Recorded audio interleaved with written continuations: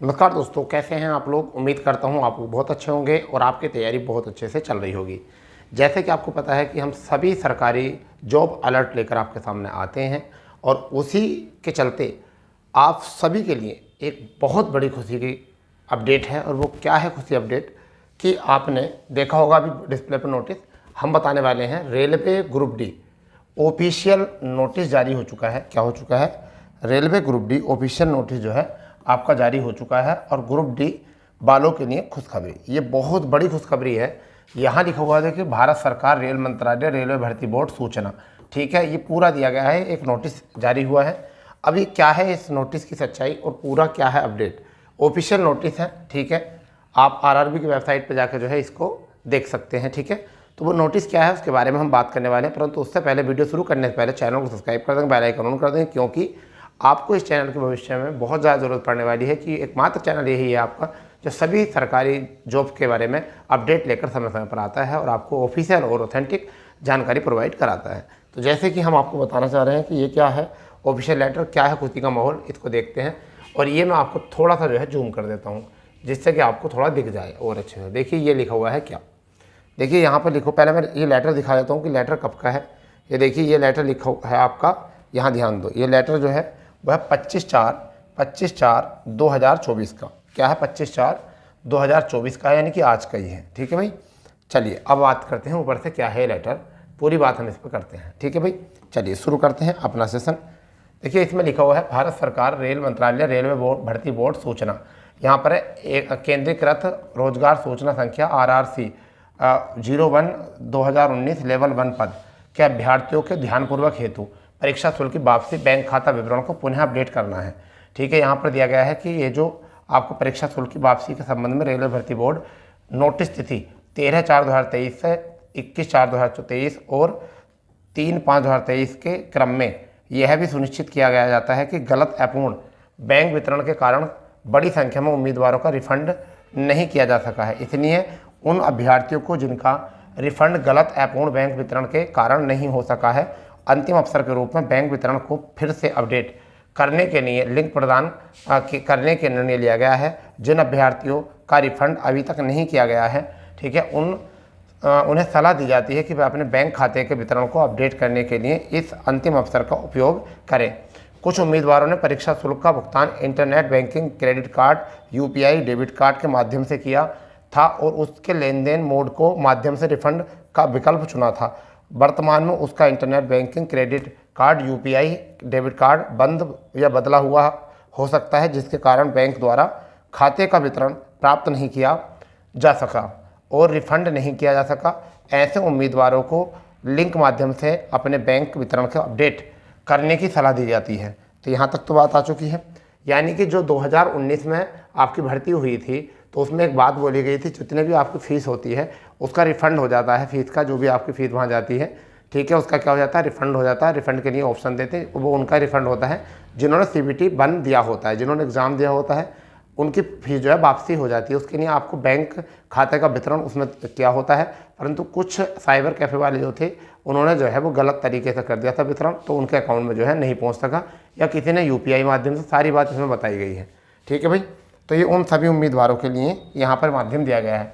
ऐसे सभी उम्मीदवार जिनका रिफंड अभी तक नहीं हुआ है, पंजीकृत ईमेल ID और मोबाइल नंबर पर एक ईमेल और SMS भेजा जाएगा। यानी कि जिनके पास अभी तक रिफंड नहीं आया है, उनके जो पंजीकृत ईमेल है, जिसका जो ईमेल उस फॉर्म में पड़ा हुआ था या जो मोबाइल नंबर पड़ा हुआ था, उस पर एक मेल आएगा, ठीक है, सॉरी SMS आएगा या मेल आएगा। और लिंक के माध्यम से बैंक खाता वितरण भरने के दौरान OTP सत्यापन की आवश्यकता होगी। उम्मीदवार द्वारा यह सुनिश्चित करने का अनुरोध किया जाता है कि दर्ज किया गया बैंक खाता नंबर और IFSC कोड सही है और उन्हें सबमिट करने से पहले बैंक खाता वितरण और IFSC कोड को ध्यान से जांच कर लिया गया है। उम्मीदवारों को यह ध्यान दिया जाना आवश्यक है कि सबमिट करने के उपरांत वितरण में संशोधन नहीं होगा। रेलवे भर्ती बोर्ड उम्मीदवार द्वारा प्रस्तुत गलत वितरण के कारण रिफंड की विफलता के कारण जिम्मेदार नहीं होगा। इस संबंध में आगे उम्मीदवार पत्राचार पर विचार नहीं किया जाएगा। अब टिप्पणी क्या है, यहाँ देखिए, लिंक रेलवे भर्ती वेबसाइट की आधिकारिक वेबसाइट पर दिनांक 26 यानी कल को सुबह 10 बजे से, ठीक है, 5/5 यानी 5 मई, यानी कि 10 दिन लगभग 5 बजे तक उपलब्ध रहेगा। रेलवे भर्ती बोर्ड के रिकॉर्ड से अभ्यर्थियों का वितरण के सत्यापन के बाद ही परीक्षा शुल्क वापस बैंक शुल्क खाता कटौती के बाद स्वीकृत होगा। गलत, अपूर्ण या देर से किए गए दावों की सरकारी तौर पर खारिज कर दिया जाएगा। एक बैंक खाते में केवल एक रिफंड ही अनुमति होगी।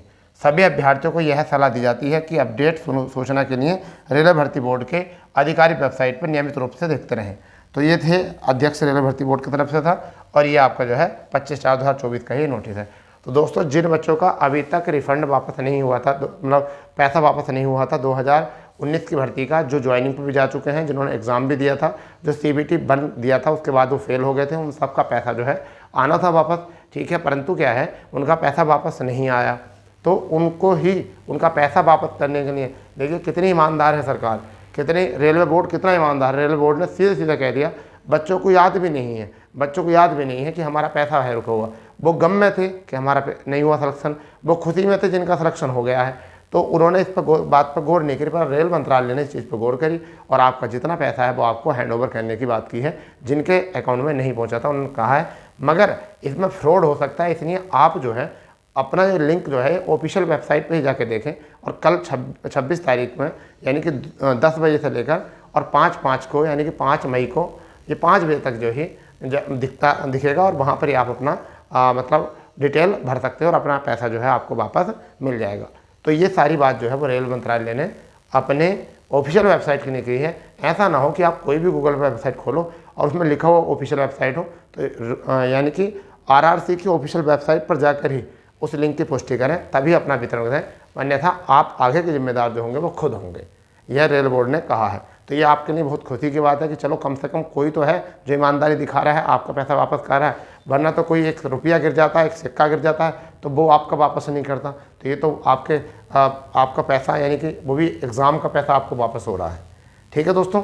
तो यही होता है रेलवे में जितनी फ़ीस होती है, 500 रुपये फीस जाएगी, तो उसमें 400 रुपये वापस आ जाएंगे, 100 रुपये उसके कट जाएंगे, ठीक है। इस तरीके से मैं बता रहा हूँ।